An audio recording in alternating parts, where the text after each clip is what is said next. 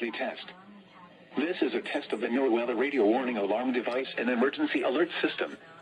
During potentially dangerous weather situations and civil emergencies, specially equipped receivers are automatically activated to warn of the impending danger.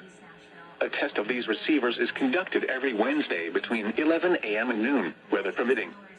In the event of the test being canceled, it will then be rescheduled for the next day between 11 a.m. and noon.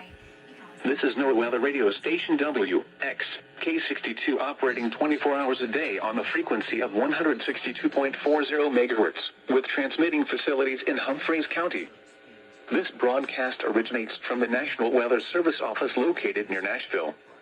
This service is provided in part by the Metropolitan Nashville Office of Emergency Management. Repeating, this has been a test of the NOAA radio warning alarm device.